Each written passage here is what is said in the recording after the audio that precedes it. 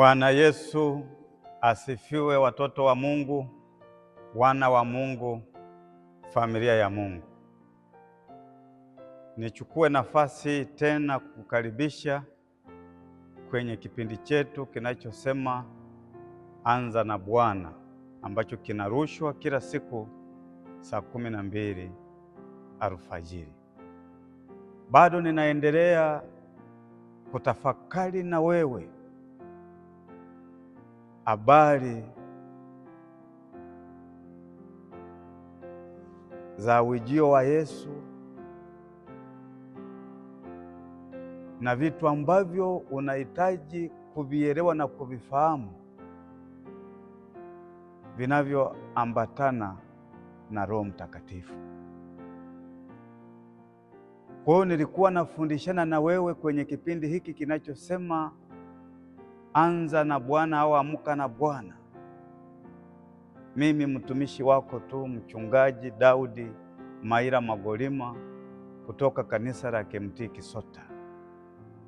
Tuko mji au kata ya Mji Mwema, mtaa wa Kisota. Tuko jirani na shule ya Genesis. Kipindi kilichopita nilitafakari mambo makuu matatu ambayo yanaambatana na Roho Mtakatifu, na nikasema jambo la kwanza, unakuwa na nguvu ya ufunuo. Jambo la pili, unakuwa na nguvu ya utendaji, na jambo la tatu, unakuwa na nguvu ya uvuvio. Na nikasema nguvu ya ufunuo ni ile ambayo watu wanakuwa na uwezo wa kujua mambo au kitu kwa njia isiyo ya kawaida inayotokana na karama ya ufunuo. Na unapokuwa na karama ya ufunuo au na nguvu ya ufunuo,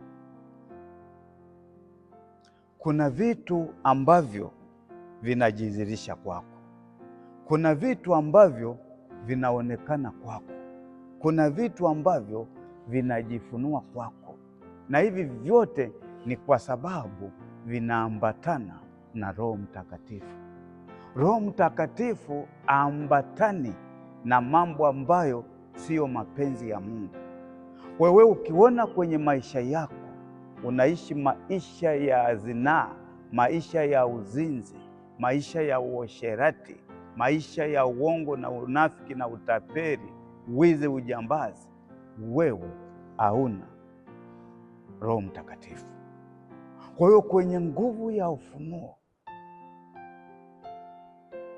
unapotawaliwa na nguvu ya ufunuo ambavyo vinaambatana na Roho Mtakatifu, lazima tutegemee kwako wewe Mkristo, kwako wewe mwanafunzi wa Yesu, kwako wewe mtumishi wa Yesu, kwako wewe Mkristo wa Kristo. Cha kwanza tunahitaji kuona kuna mabadiliko kwenye maisha yako ya kiroho.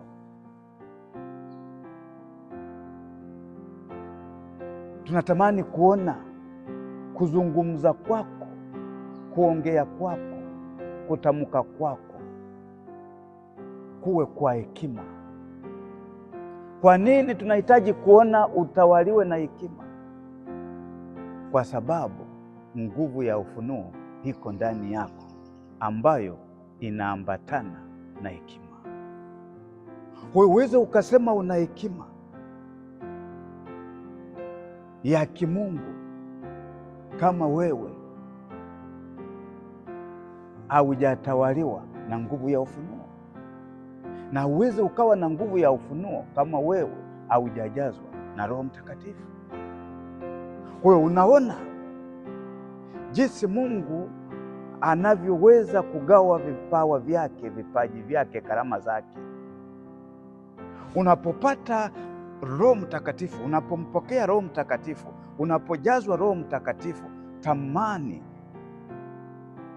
kuona kwenye maisha yako unatawaliwa na nguvu ya ufunuo, ambayo nguvu ya ufunuo tunachotaka kukiona ndani ya nguvu ya ufunuo katika maisha yako ya kujazwa na Roho Mtakatifu, unaongozwa na neno la hekima kwenye maisha yako. Kama nilivyosema, unachokizungumza ukiwa mbele za watu, ukiwa katikati za watu,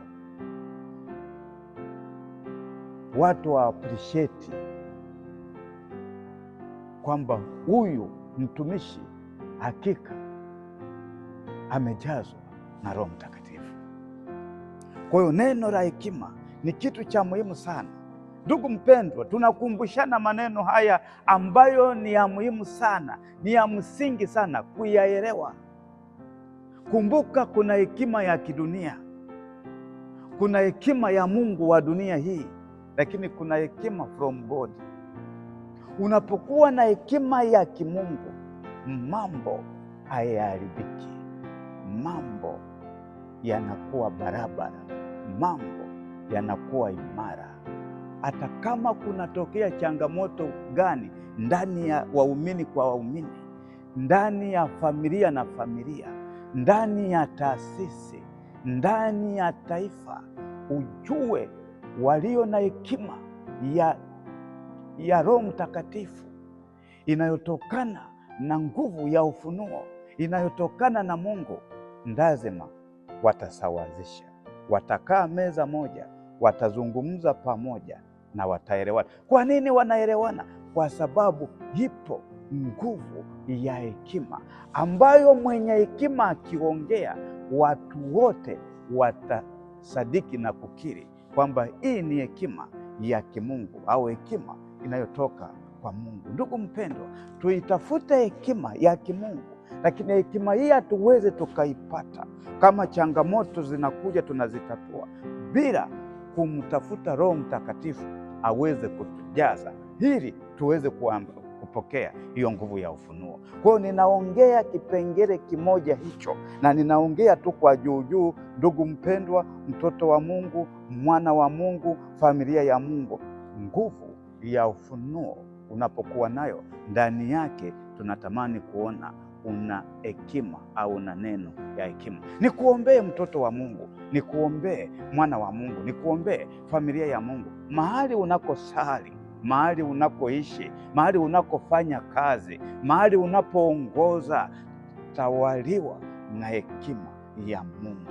Watu wajifunze kutoka kwako, watu wakukimbilie wewe, watu wapeleke kesi kwako, watu wapeleke mashtaka kwako, watu wakuelezee mahitaji yao, maana wanajua wanapokuelezea unaenda kutatua mahitaji yao na kwenda kutatua haja zao na kwenda kutatua changamoto zao kwa kutumia hekima ya kimungu iliyojaa ndani na nguvu ya ufunuo ambayo iko chini ya mamlaka ya Roho Mtakatifu. Kwa hiyo Mungu akutangulie, mtoto wa Mungu, wewe unayepata neema ya kusikiliza na kutazama kipindi hiki mwanzo hadi mwisho. Mimi nakuhakikishia, mtoto wa Mungu, hauwezi ukawa vile vile, huwezi ukabadilika. Mafundisho haya tunayoyafundisha wakati mwingine kwenye makanisa yetu ya mahali hatufundishi hivi. Wakati mwingine tumekuwa watu wa kudonoa, tumekuwa watu wa kudonoa. Leo tuko hapa, kesho tuko pale, kesho kutwa tuko pale. Lakini vipindi hivi